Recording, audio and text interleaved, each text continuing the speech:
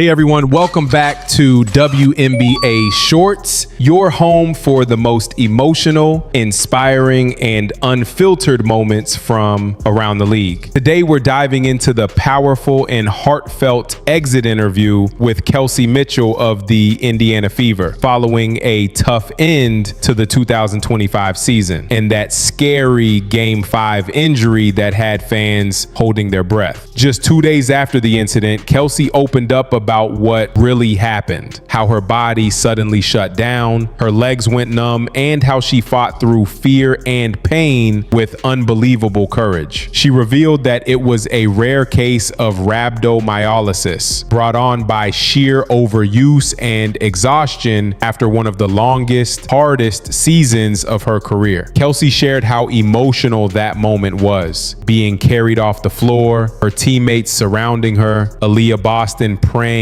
over her, Lexie Hull holding her hand, and the whole Fever family showing love and strength in the face of chaos. She also reflected deeply on what this season meant, pushing through adversity, losing key teammates, still making a playoff run, and proving the doubters wrong. And despite the pain, she said she wouldn't change a thing because she literally, in her words, played till her wheels fell off. As a leader and veteran, she talked about learning to trust herself more, take risks, and grow as both a player and a person. And with free agency on the horizon, she spoke from the heart about family, loyalty, and her love for Indiana, calling it her second home. Before we jump into her full exit interview, don't forget to like, share, and subscribe to WNBA Shorts for more real moments, raw emotions, and behind-the-scenes stories from your favorite players. All right, let's roll right into it. Here's Kelsey Mitchell reflecting on the season, her recovery, and what's next for the Fever. Stay tuned. This one's powerful. Okay.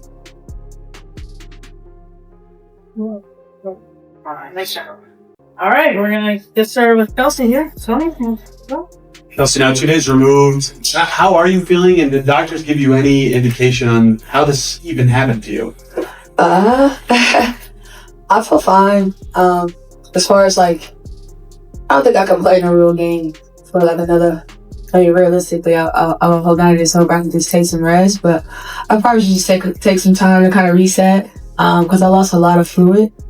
I think in that experience alone, I kind of just felt scared because I for a while, my legs weren't, so numb and so paralyzed, so to speak, that I couldn't feel my feet. So I just think resetting, getting my bloodstream back flowing, to be able to but I think it just happened over usage, man. I think to answer your question, I think it was just, for one, if I'm honest, I never played that long. I never made it to a postseason. And then, I just think, being there and being present for my team, I kind of never thought about anything like rhabdo. I don't know how random that it even is in a playoff Game 5, but that's another conversation for another day. But I felt really grateful that at the time I panicked, but when it was all said and done, I was grateful that it wasn't, I could have been sick, I could have been airy, so I was grateful too. But to answer your question, I just think a little time, a little reset button, I think we all could use that, and then just kind of make sure that my body's in the flow state it needs to be to kind of be, competitive and at any level. You need to touch on this a little bit, but your interpretation of the why is that it was so deep into the season. Was it volume of workouts or exactly? I don't know. I'll blame Steph at practice. But no, I just think that, you're a professional. You do what you have to do. You commit to the work. There's no, complaining about it. I think it's just kind of happened that way. And I think that for me, it was also a learning lesson to figure out where my body needs to be at a playoff level and to maintain what needs to be maintained. And so I thought that was a learning area for myself and, maturing in certain areas as far as knowing what my body needs specifically and what it doesn't. Well, so glad to see that you're okay. Yeah, thank you. Me too. Based off, your conversations initially with doctors, is there anything moving forward longer term that you have to just be careful about or, keep in mind, do to make sure something like that doesn't happen again? No, I think that was when I got down with the Vegas doctors and our doctor, that was that's a once in a lifetime thing. You know, nobody thought rhabdo game 5 or anything like that. You know, so for me, it was just about going forward, like I said, knowing what my body needs, but I think specifically just making sure that, you know, any athlete, competitively, if you want to be at the top of your game, you kind of got to just keep pouring in. And so I wouldn't have changed anything for me, if I'm honest. I wouldn't have changed anything that I've done, any practice, any workout that I've done prior to, because it was worth it. I guess I played literally till my wheels fell off, like I told you guys. So, like I said, I'm just gonna keep learning the body part of it, but I wouldn't trade it in at all. It was a once in a lifetime experience, and I trade my body in every time. Sorry. I'm sure it was obviously you're dealing with it's so scary to try and figure out what's going on, and then, you know, you can't be there with your team to finish out the game. From that standpoint, you know, how did you kind of process that? And then when you eventually could rejoin the team, what was that moment like too? Oh, just a lot of crying, a lot of emotions. When we got reconnected, all of us. We did all of our pictures, stuff like that. So that was like, you know, when you got a chance to get back with your group, the group of people that you kind of did, you know, life for the last 5 or 6 months has kind of been, you know, I want to be back with my family, and they made me feel loved, and I hope that, you know, they know that I love them, because, you know, without them, I don't even think I would have got through it, because when I was on the floor, and, you know, I was emotional. I think back to Aaliyah Boston kind of praying over me. I think back to Lexie Hull holding my hand. I think back to Bree Turner kind of just making sure my legs, you know, she was like, Kelsey, they're going to eventually move. She kept telling my legs was going to eventually move. And so that radiation of love was just, it's great to be able to play with the group that I play with. And I can honestly say I'll go to war with them in any kind of day. So it'll be an learning experience for all of us. But I felt grateful that the girls finished the game. Shout out to Odyssey Sims for kind of just being a competitor. Shout out to Lexie can finish the game. Tosh for just, you know, finishing and making it feel like, you know, we weren't going to go out without people knowing our name. And I think they did an unbelievable job. And so I'm happy for all of them. Yeah, a lot of talk around the postseason was kind of just pushing through the fatigue. Yeah. Were there some symptoms possibly of the rhabdo that you thought were fatigue? But, you know, I come back to it, and I can honestly say that, you know, at the time, you know, it was that time of the month as a woman, and so I thought like it was just cramps for a while, and then I felt like my stomach dropped to my legs a little bit. And you guys gotta think I had just hit a 3, and so I didn't even, you know, I'm like, all right, I'm just, you know. And then, you know, obviously you guys saw the video, I just like my body locked. Like I just couldn't move. I couldn't like, and when I fell on Isaac, I felt so bad for him because I was like, maybe he don't even know what's happening. But it was an unbelievable experience. But I think that I think back to it, I think a little fatigue already settled in based on our travel, based on playing quick game 4, leaving the next day, game 5. And so I took the proper, you know, treatment. I did everything that I would normally do. I just think, you know, life happens.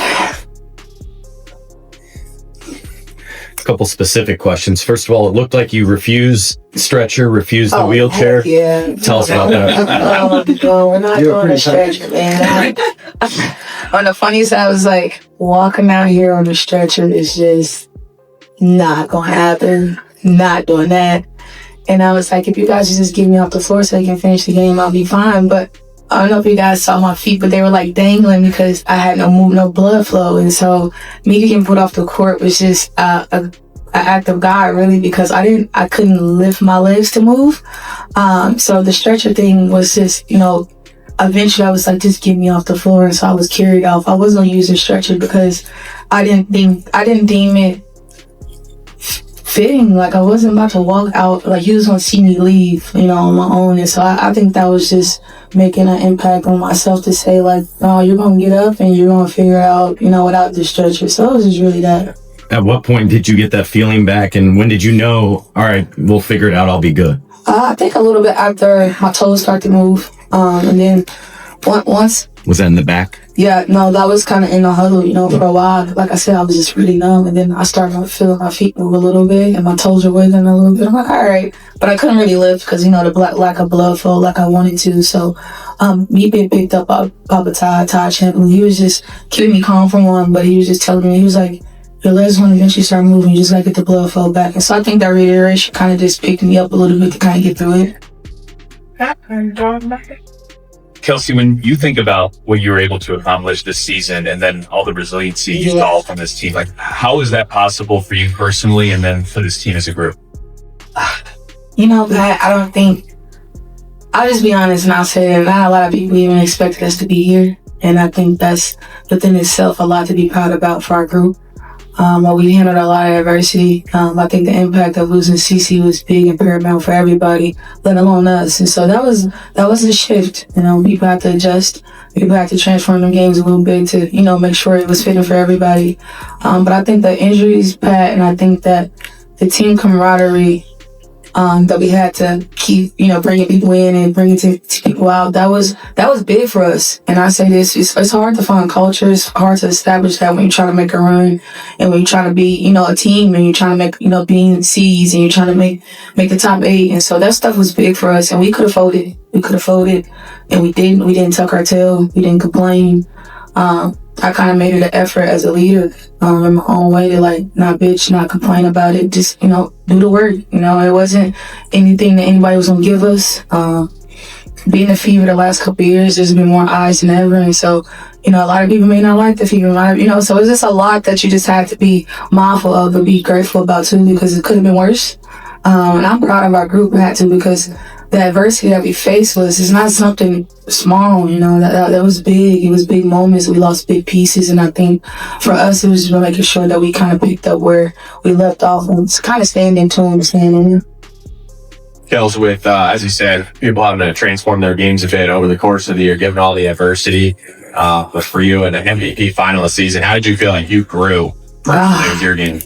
I think the part that I grew the most at was, I think the best way to put it was at this level I used to watch. I was grateful enough to watch Tyrese and Jalen Brunson and those guys in person in the NBA playoffs. And the one thing I took from Shai Gilgeous-Alexander and Jalen Brunson and Tyrese Halliburton was the fact that they took risk.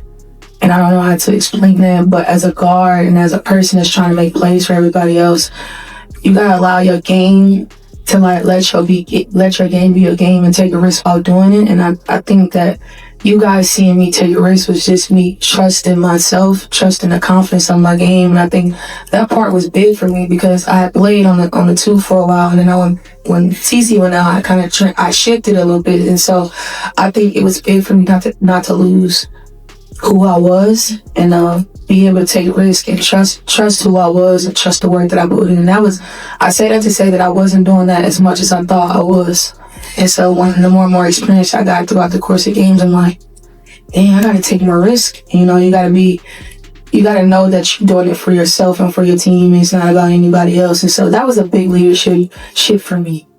Are you able to watch the end of the game at the hospital? A little bit. I watched them back because I was on the drip IV thing in my nose. So I was watching a little bit and I was like, you know, smiling when we did great stuff, and then I was shedding tears when we did bad stuff. Great stuff didn't go our way, and so I was like a wreck, but it was worth it. It was worth it. I'm so proud of our group because I feel like at that time there was so much happening that I don't know if anybody knew what would happen, and I was proud for our group for finishing. Well, let's set in, Rich. Kelsey, this is a question kind of looking ahead. Being a free agent, having an off season ahead of you. There's obviously uncertainty across the board, across the league. Have you put any thought into, you know, what you think you might, you know, wish for, you know, 2026 for yourself, whether you'd like to be back or anything along those lines? I hope we got a league. So I hope that when it's all said and done, you know, we can, you know, have a season period for all the girls, for every person that's, you know, aspirations to be in the league and be in the W. I think for one, that's the start, you know, being on the same page with that. Bless you. Being on the same page for that, kind of just, you know, making sure we have a league to start. No matter what happens, having a league is kind of big for us. And I think individually for me, I'm gonna take my time, figure out what my family needs. You know, losing a parent is a big shift. And so, you know, I take in consideration how my mom feels now. I take in consideration how my siblings and, you know, my intermediate family, my dad's mom is still alive, my grandmother. And so that's big for me. And so, you know, family is big for me. And so I think talking to them and figuring out what's best for us and for what I need internally is always going to be important. And I think that takes time. But I will say to Indiana Fever, like, you know, like 8 years, it's gonna be a lot to talk about because I have so much love and so much aspiration for this place. And I think when the time is right, the great conversations will be had. But Indy is like, my second family and everything I've been to the last 8 years. I don't think Indianapolis, Indiana, I don't think there's any other place that was greater for me, the growth and all that. So I think the right conversations will be had, and when it's time, I guess we'll all know. That's time for one more question today. And Amber just made it clear to us that you will be the top priority. So this Fever team that started the season was so much different from the Fever team that ended the season. Yeah. And there's not even room on the roster for all the players who made contributions to this team. So how curious are you about what this Fever team is going to look like next year? Man, like you said, it's a lot of great questions. Some of it, I'm gonna be honest with you, I don't even have control or know anything about, so I'll leave that to Steph, Amber, and all those guys. But to every person that contributed, I would like to think that wherever team that was at the end, whatever team that was in the middle, whatever team was at the beginning, I would like to think that our culture was so big and so great that every person is gonna have somewhere where they can show and be themselves based off what the Fever did this year. And I like to think that we put ourselves in a position to kind of be in conversation for what we all need individually. So to every lady, I think that was a part of our group this year, I think great things will happen for us. I think a lot of it's going to fall on, the league itself, the expansion. It's a lot of uncontrollable variables that we have to take in consideration here. And so I want to say that, I think that Fever is going to do the best for the Fever, and I think that they're gonna put the best pieces in the room for us. So, hats off to the organization for hopefully figuring it out. Thank you, Kelsey. Of course. Thank you. That's a good one, guys. Have a good off season.